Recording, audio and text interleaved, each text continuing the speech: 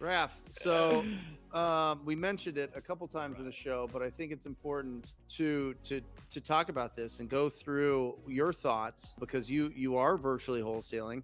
You are doing things in other markets, and this is just a little. I don't know if I can zoom this in more, probably not, but this is just a post that is a summary, essentially, on the conversation that Jerry Norton had with an attorney in South Carolina, talking about how South Carolina now has made wholesaling illegal. Yeah. And it's an incredible 50-minute conversation. I think that everybody should watch it.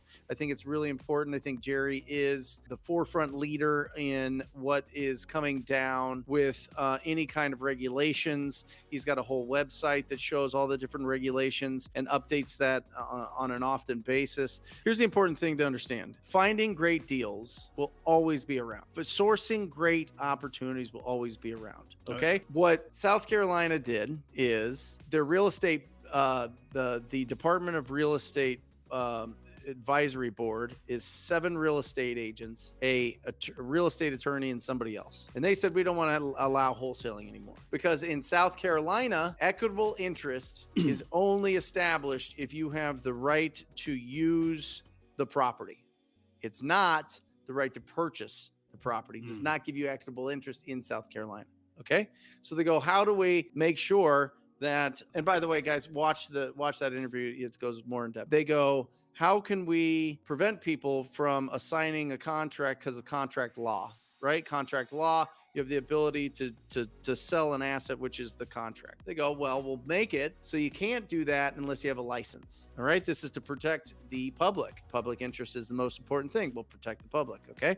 All right. So we protect the public. You have to get a real estate license, which is common in a lot of areas now. It's going to go more and more and more. Now, listen, everybody thought that it would go a lot faster 5 years ago when Illinois introduced this. Illinois said, hey, listen, you have to have a law. You have to have a license to be able to do this.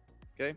Everybody's like, oh, you're going to have to, right? Have a license. You don't. It's a slow process. But in South Carolina, it's a very conservative state.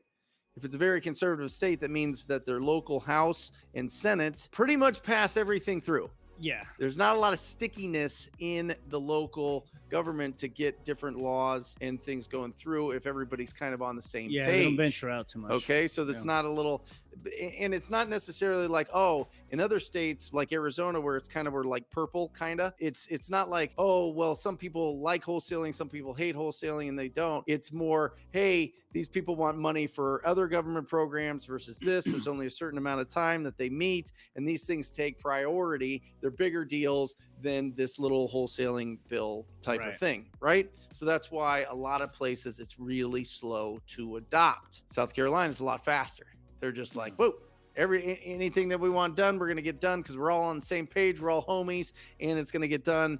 And so, but they have literally, they go, okay, you need a license to be able to wholesale. Now, what the attorney said is once you have to get a license, you're under the jurisdiction of the Department of Real Estate. And if you're and then the Department of Real Estate says, if you have a license, you're not allowed to wholesale. So let me put jurisdiction over you, wholesaler or a real estate investor. So I can tell you then that you can't wholesale. Exactly. That's how they were able to do this. Do I think that people could fight it? Sure. Do I think that people can go in and do that type of thing? Sure. Go in and start messing with them? Sure. But the fact is, guys, they now have a mechanism. They found a loophole to stop the assignments of. Well, it's not even the assignment that he was talking about. It's the marketing, marketing and advertising of a property that you don't own. Yeah, that is the problem that they all have. And they don't say, well, we're not marketing the property, we're marketing the contract. Yeah. What they're saying is in South Carolina, the closing attorneys and title company, well, the closing attorneys there, but they think it's going to go bigger, are going to be the one that really clamp down. Because they don't want to take the risk of doing something, even if it's semantics, that could be looked at as advertising a property you don't own. It's crazy how they found.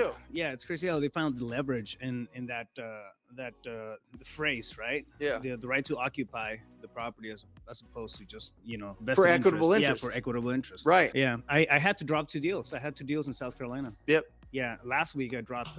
Good thing you did. Yeah. Because as soon as that law goes, as soon as this rolled retroactive. Out, yeah, as soon as it rolled out, we dropped the deals. You have to. Well, and I don't even think closing attorneys will do them. Yeah.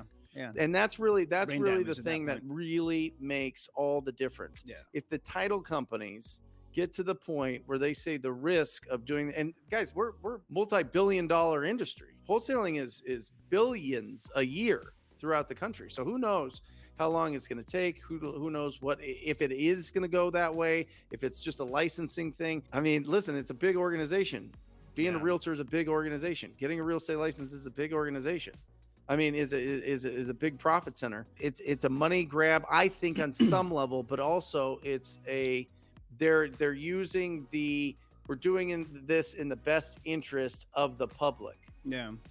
Without the public voting on it, they're doing it in the interest of the public. And unfortunately, there's a lot of bad actors, and I understand it. And I think it's a huge opportunity. I agree with that too. I say all this, it seems like doom and gloom, but this is amazing. Yeah, I'm curious to see how it's going to pan out over the next couple months. In the best interest, right, of the seller. But then again, you have all these properties that there's absolutely no way they're going to be able to be posted on the MLS. Like, that's the stuff that we're going after. Like, the type of property that we're looking at is something that can't be sold by traditional means for the most part. I mean, 95% of the properties are like that. So, what's going to happen to those? There has to be something there that gives, right? So, yeah, I wonder where that's going to go. So, well, listen, I think that, and I had a show on it 2-3 weeks ago. Close the deal. Yeah. Raise the funds if you don't have it. Yep. I got a text right now from Tyler, a buddy of mine, has a lender in Tucson. Yeah. 100% financing, 100% 6 month finance, 6 month to 12 month financing, 14% interest. Yeah, that's good. Unlimited funds. Yeah. They can raise unlimited funds. Yeah. So I'm just telling you, there's going to be opportunity. There's going to be opportunity for you to build relationship with these.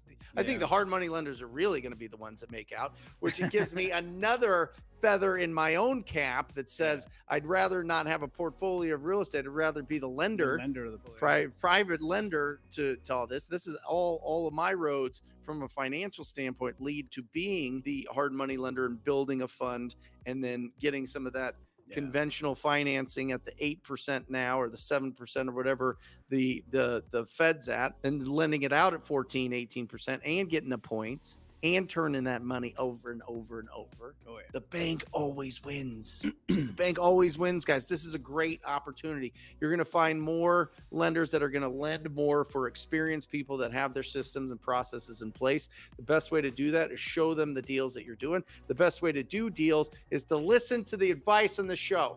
Take action. I want you right now, unsubscribe to every other real estate channel. I'm just kidding.